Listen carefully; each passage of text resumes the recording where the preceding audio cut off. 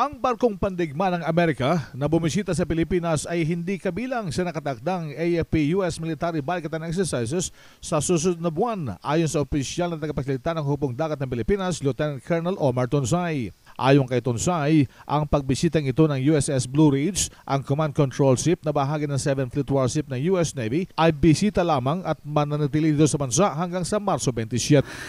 Bahagi dito sa pagbisita na to yung kanilang community relations activities, magkakaroon din ng staff-to-staff talks.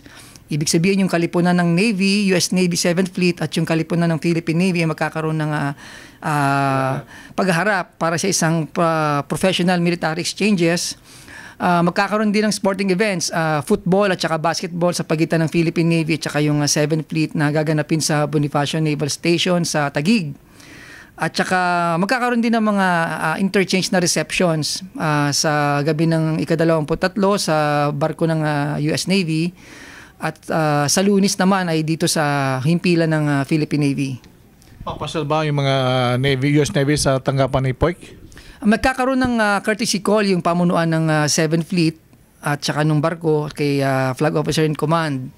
Ngayon din ang pagkakaalam ko yung kanilang 7th Fleet Commander si Admiral Swift ay makikipagpulungan din sa ating pamunuan. Si Lieutenant Colonel Omar Tonsay sa punong himpilan ng Hukbong Dagat ng Pilipinas, RH911 Bing Formento, naglilingkod sa pagbabalita.